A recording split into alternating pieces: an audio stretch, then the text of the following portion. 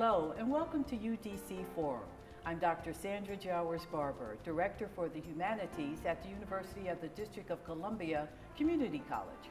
Tanisha Agramonte is a highly regarded civil rights champion whose personal and professional mission is to advance equitable opportunities for all. She has 25 years of experience in equal employment opportunity, diversity, and human relations. Currently, Tanisha is Director of the Office of Civil Rights at the U.S. Department of Commerce. She joins me to talk about the department's First Generation Professional Initiative. During the program, you will meet three very impressive First Generation professionals. Tanisha, welcome. Thank you, Sandra. It's great to be here, and I appreciate the invitation. Now, this First Generation project, what is the engine driving it? So the engine driving this initiative is really within the federal government.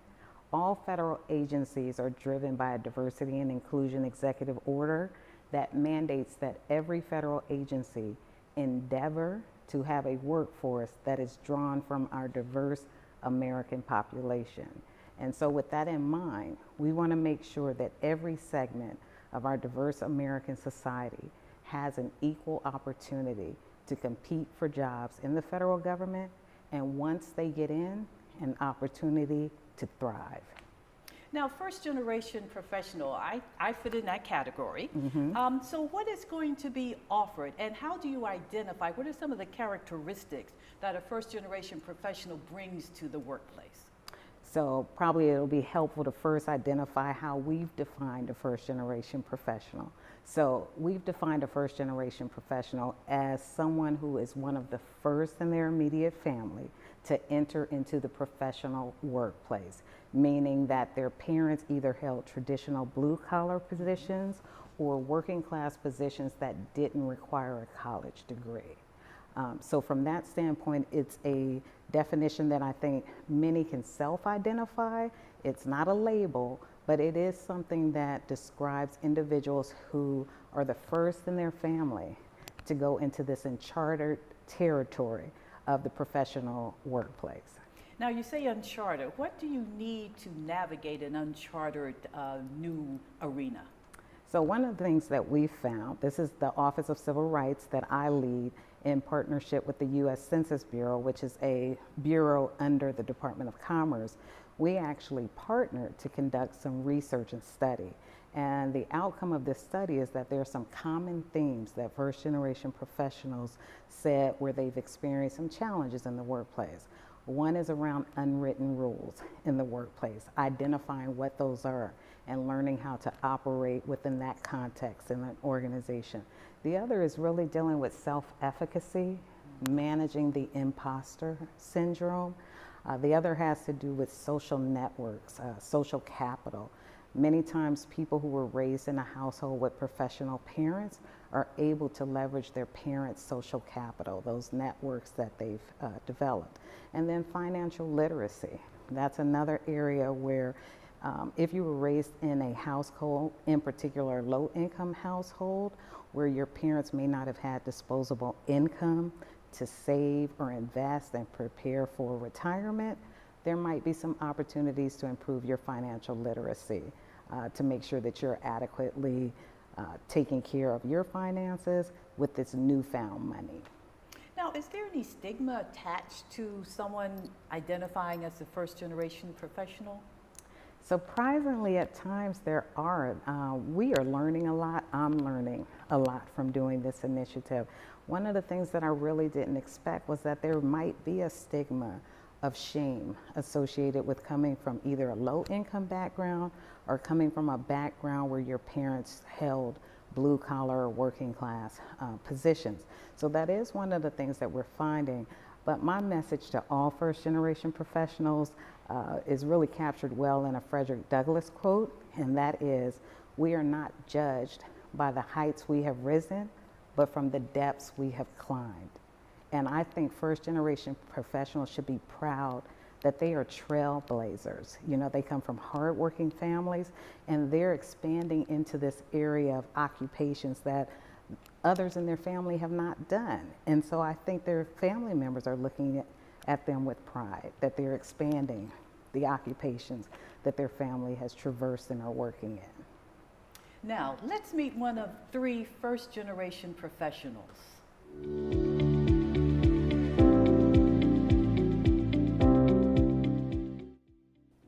My name is Veronica Ronnie Venture.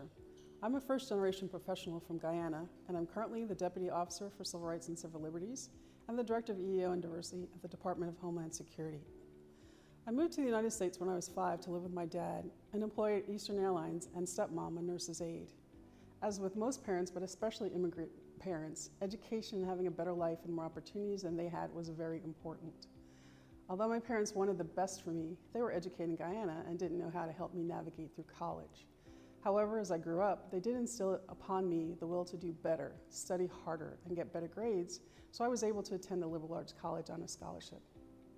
I distinctly remember how unprepared I was for college when I showed up to my dorm room with only 2 suitcases and none of the dorm essentials like sheets. College was difficult as I battered the imposter syndrome, had very little money and often feeling out of place as I was embarrassed to bring friends home on break and couldn't afford spring break vacations like most of the other students, some of whom had Porsches. But through hard work and tenacity, I navigated college and went on to law school, also on a scholarship. Since then, I've learned to overcome the shame associated with my humble beginnings, even though I still live in fear that one day someone will notice that I'm not as smart or as capable as they think I am. So law school taught and prepared me for a lot of unwritten rules in my career, such as judges' expectations, etiquette, dress and appearance, and communication skills. So when I started my career as a law clerk and became a trial attorney, I was much better prepared than I had been for college. My mentors and social networks were not only important in showing me how things worked, but also pushed me to my full potential and provided necessary encouragement. I had a boss who took me under his wing and pushed me to take on a lot of leadership roles. He guided me, had faith in me, recognized my capabilities, and gave me more responsibilities when he thought I was ready, and taught me to be an effective supervisor.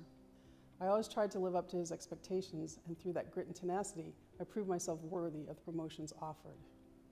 Whether because of a knowledge gap or feeling inferior as a FGP, I still find it hard to self-advocate for myself in these situations.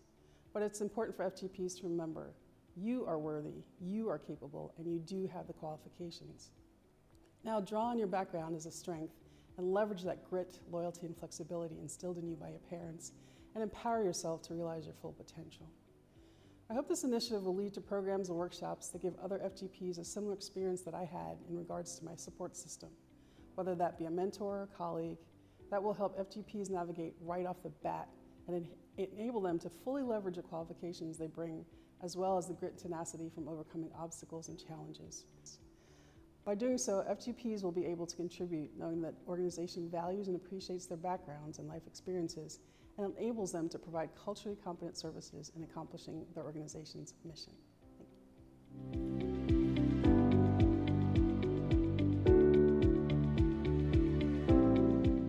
What are some challenges that you hope to address through this initiative?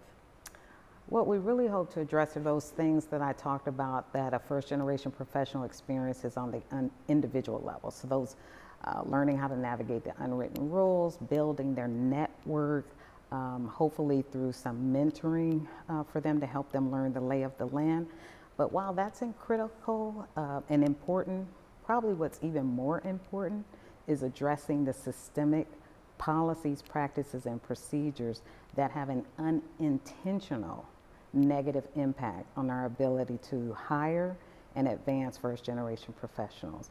For example, recruitment bias, right? Mm-hmm. So a lot of people may not even think about this, but if a hiring official has a very limited lens on how they determine who is the best and the brightest, and they think that comes in the form of only attending elite universities, top-tier universities, and completing that degree within 4 years and getting competitive internships, well, those might be things that prevent them from considering a first-generation professional.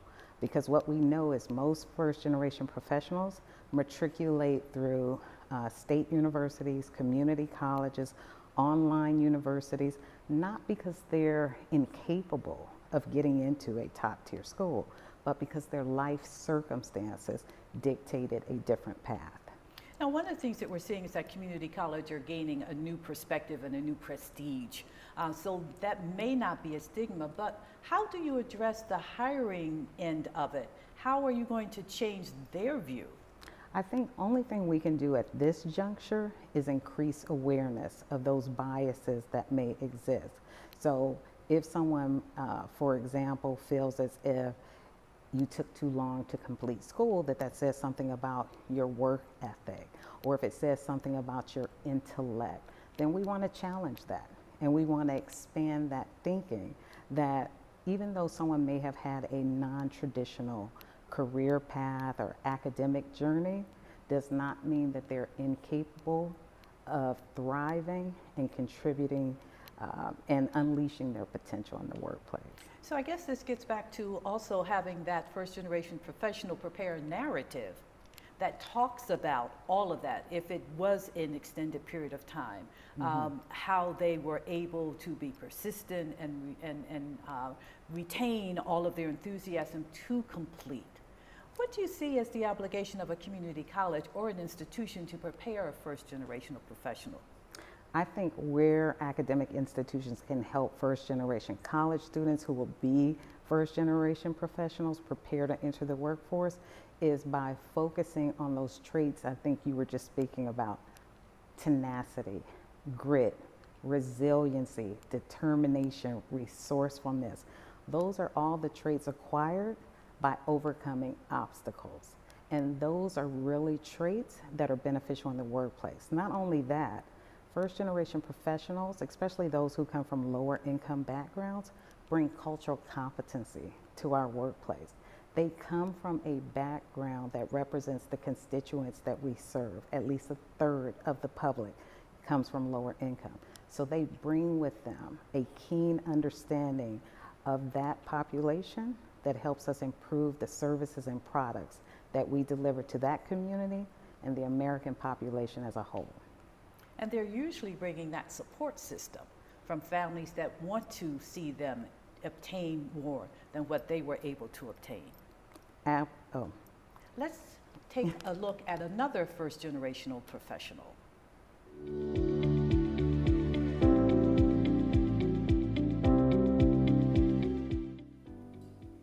My name is Sahil Lauji, and I am a first-generation, low-income college student from Atlanta, Georgia.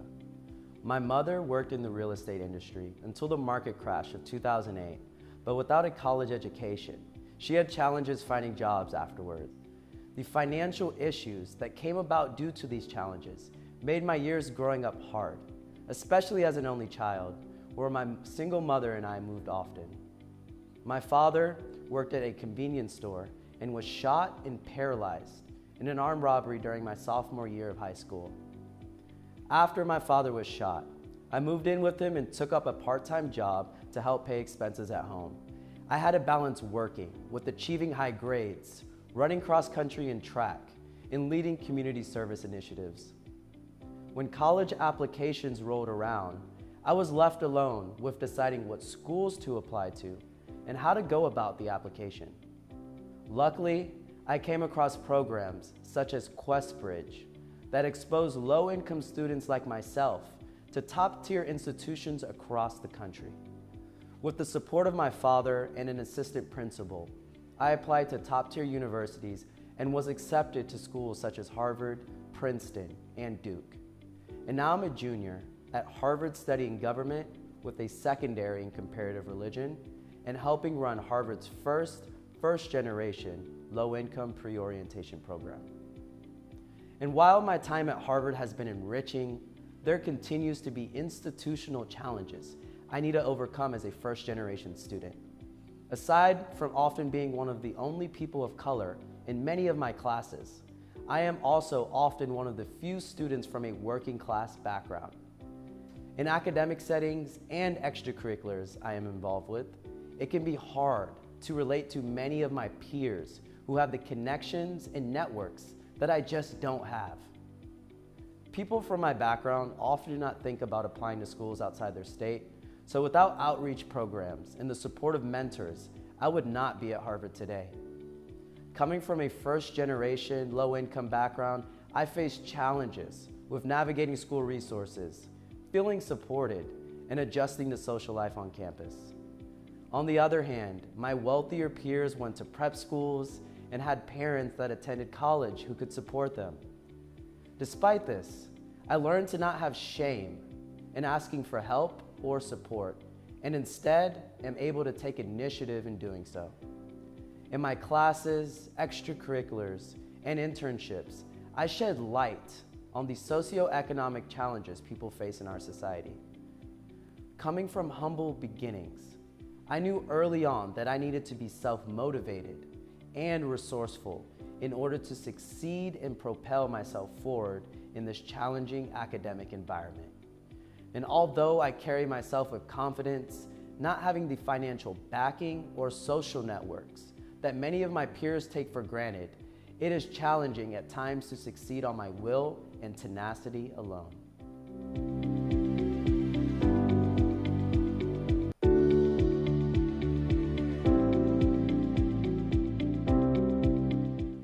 Going ahead, what do you see as a direction to sort of counter these challenges? So I think key to it is increasing awareness. I mean, this is a very new area. This is a new frontier for diversity and inclusion. So I think increasing awareness of the opportunities and the challenges, also making sure that first generation professionals are celebrated for their successes, making sure that we let the world know that they're trailblazers and that they bring incredible talent to the workplace, and making sure that they know they're not alone. Connect them with other first generation professionals. And then also partner with other agencies where we can, other nonprofit organizations, and whoever's interested in presenting workshops, providing mentorship, anything that can help first generation professionals thrive and unleash their potential. And the collaboration, I think, is going to be key as well, because many times if a first generation professional or first generation college student on their way to being a professional doesn't make that connection while they're in an academic arena, many times they're not going to make it outside of the academic arena. So the partnership between the agency and the institution will be important. Do you see this program extending to the institutions and coming in and having maybe an internal program? Absolutely, because we recognize that the first touch point shouldn't be when they're already in the workplace. Although our program is aimed at helping first generation professionals who are already in the workplace, we think that in order to optimally help first generation professionals, our first touch point should be developing them while they're in the pipeline headed to the workforce. So those partnerships and collaboration between the federal government and academic institutions and private organizations that help first generation college students as they're aspiring to be professionals is key. Now, this is a new venture. Did you have any pushback, or was there always a top-down approach to supporting this? I have to say, within my organization, I have had incredible support from my supervisor all the way up to the top senior leaders within the Department of Commerce. They recognize that in order to build a diverse workforce and have an inclusive work environment, we must be creative, we must be innovative, and they see this as a cutting edge new diversity and inclusion initiative that should get top priority. Now, are there connections made once they get into the initiative? How is it sustained? I mean, can they move through an agency and still maintain membership or a connection to the initiative? So right now, I think we're really at the infancy stages of the initiative. So we're at the building awareness sort of stage. We're at the stage exploring how do we sustain this initiative in a way that it not only helps current first generation professionals, but future first generation professionals. So I think at every stage of one's career, there's an opportunity to provide assistance, information, and resources for their professional career development, because at every stage, there are going to be new obstacles, new rules, new ways of operating that will require them to exercise a different set of tools to advance and thrive in whatever capacity that they aspire to function in. It would be interesting as this new group or the initial group moves through to see how they reach back and give back and mentor. It would be ideal if someone going through can come back to an institution and talk about the benefits and also the challenges. Right, absolutely. So I think that's one of the things we've been speaking to all our first generation professionals who are participating in this initiative is that we have to pull others up as we climb the ladder, right? That's important to pay it forward. And all of them have made a commitment to doing that. Here is our final first generation professional.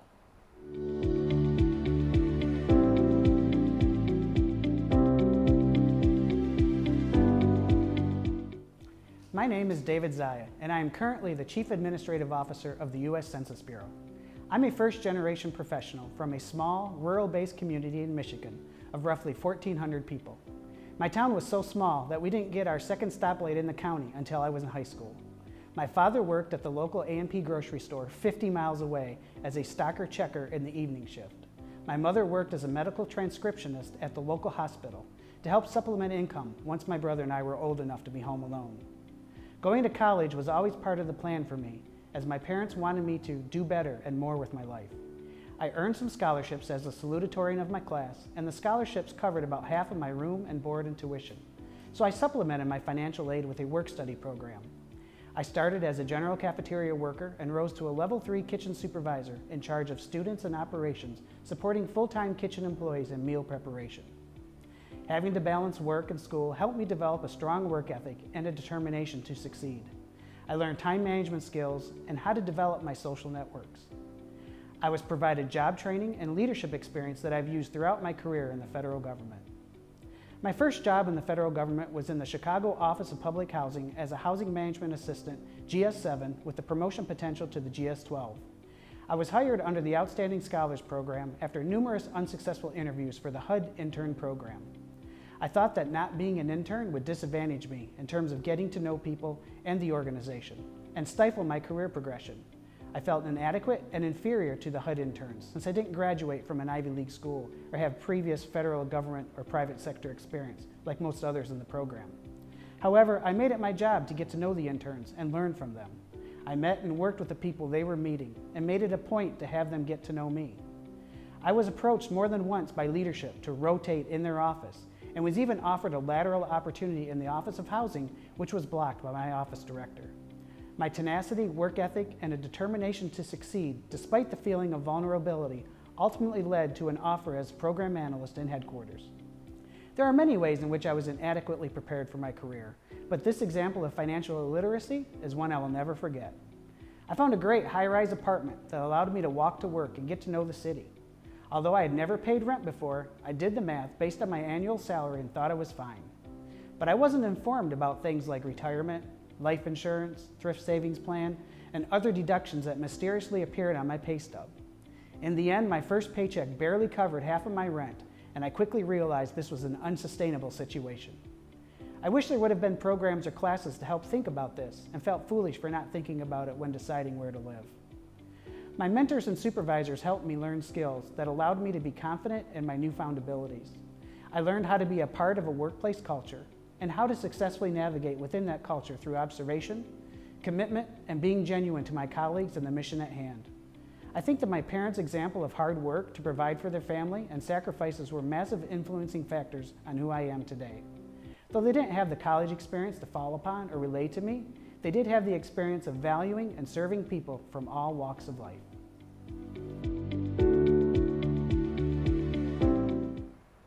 Tanisha, this has been so informative and exciting that there is this federal push and lead to do this. How excited are you about this? I am super excited about it, but I will tell you, there have been times that even I've second-guessed myself because, as I said earlier, I'm learning so much and how to frame the initiative, what it really is, who are we targeting, what is it that we hope to achieve, and then all of the sort of misconceptions that arise sometimes when you embark on a new initiative. And so there are a couple that I want to dispel in terms of misconceptions. One, that first generation professionals do not have deficits. This is not about deficits. every professional has opportunities to improve in their career or to have professional development. So this is not about deficits. They definitely bring talent and traits that are helpful for the workforce. The other one is that this is targeting minorities. No, this is targeting a particular group of people who are the first in the workplace. And this transcends race, gender, national origin, socioeconomic strata is not limited to one diversity dimension. It covers many of them. Well, it's wonderful to hear that also that there's that acceptance, because that is such a challenge many times for people who believe that if they identify as a first generation anything, that it's going to be a negative impact. Thank you so much for being here with us. If you are interested in learning more about the academic programs and events offered by the University of the District of Columbia, visit the university's website at www.udc.edu. And to learn more about the many degree, certificate, and training programs offered by the University of the District of Columbia Community College, please visit the website at www.cc.udc.edu.